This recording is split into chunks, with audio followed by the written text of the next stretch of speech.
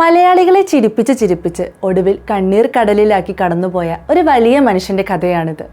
നമ്മൾ സ്ക്രീനിൽ കണ്ട ആ ചിരിക്ക് പിന്നിൽ വലിയൊരു ഏകാന്തതയുടെയും കണ്ണീരിന്റെയും കഥയുണ്ടായിരുന്നുവെന്ന് എത്ര പേർക്കറിയാം? 7:30 വെളുപ്പിന് കോയമ്പത്തൂരിലെ തുണിമില്ലിലേക്ക് ട്രെയിൻ കയറാൻ റെഡിയായി നിന്ന 20-കാരൻ ഭാസ്കരൻ നായർ കയ്യിൽ കാശില്ലാത്തതുകൊണ്ട് മാത്രം ആ യാത്ര മുടങ്ങിപ്പോകുന്നു. ലക്ഷ്മി ടെക്സ്റ്റൈൽസിൽ ഒരു അപ്രന്റീസായി കയറിയെങ്കിലും അവിടെ ഒരു സ്ഥിര ജോലി കിട്ടാതെ അയാൾ അലഞ്ഞു.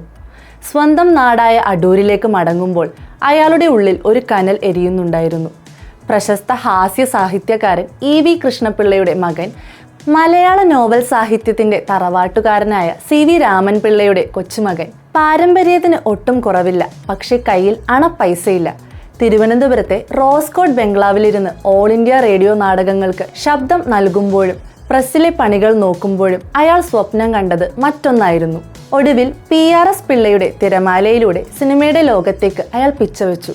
മുടിയനായ പുത്രൻ വഴി മലയാളികൾ ആ മുഖം ശ്രദ്ധിക്കാൻ തുടങ്ങി. പിന്നീട് മലയാള സിനിമ കണ്ടത് അടൂർ ബാസി എന്ന വിസ്മയത്തെയായിരുന്നു. P വേണുവിന്റെ വിരുദൻ ശംഖു എന്ന ആദ്യത്തെ പൂർണ്ണനീള ഹാസ്യ ചിത്രത്തിലൂടെ ബാസി മലയാളിയുടെ ഹൃദയത്തിലേക്ക് ചിരിയുടെ മാലപ്പടക്കത്തിന് തിരികൊളുത്തി.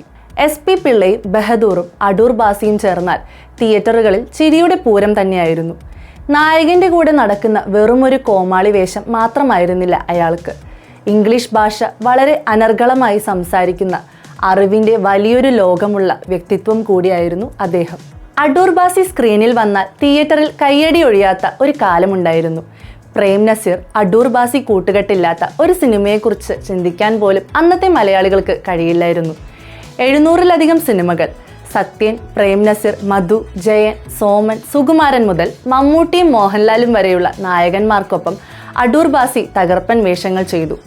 വെറും കോമഡി മാത്രമല്ല, കരിമ്പനയിലും ഇതാ ഒരു മനുഷ്യനിലും ക്രൂരനായ വില്ലനായി അയാൾ ഞെട്ടിച്ചു. ചട്ടക്കാരിയിലൂടെയും ജോൺ എബ്രഹാമിന്റെ ചെറിയാച്ചന്റെ ക്രൂരകൃത്യങ്ങളിലൂടെയും ഏപ്രിൽ 18-ലൂടെയും മികച്ച നടനുള്ള സംസ്ഥാന അവാർഡുകൾ ബാസി സ്വന്തമാക്കി. പക്ഷേ ക്യാമറ കണ്ണുകൾക്ക് മുന്നിൽ കോടിക്കണക്കിന് ആളുകളെ ചിരിപ്പിച്ച ഈ മനുഷ്യൻ ജീവിതത്തിൽ തീർത്തും ഒറ്റയ്ക്കായിരുന്നു.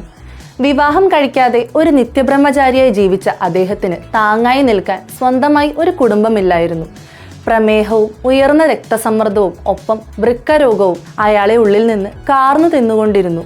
ആ വേദനകൾക്കിടയിലാണ് 1989 ജനുവരിയിൽ തന്റെ പ്രിയപ്പെട്ട സഹപ്രവർത്തകനും ആത്മമിത്രവുമായ നിത്യഹരിത നായകൻ പ്രേം നസീറിന്റെ വിയോഗ വാർത്ത ബാസി അറിയുന്നത്. ആ മരണം അടൂർ ബാസിയെ മാനസികമായും പൂർണ്ണമായും തളർത്തിക്കളഞ്ഞു. ആ വലിയ ആഘാതത്തിൽ നിന്ന് പിന്നീട് അയാൾക്ക് തിരിച്ചു വരാൻ കഴിഞ്ഞില്ല.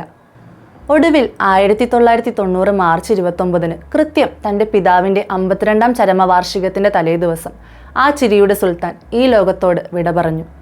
ഒരു തുള്ളി കണ്ണീരോടെ അല്ലാതെ മലയാളികൾക്ക് ഓർക്കാൻ കഴിയാത്ത വിധം അടൂർ ബാസി എന്ന ഇതിഹാസം ഓർമ്മയായെങ്കിലും മലയാളി ഉള്ളിടത്തോളം കാലം അവരുടെ ചുണ്ടിലെ ചിരിയായി അടൂർ ബാസി ഇനിയും ജീവിക്കും.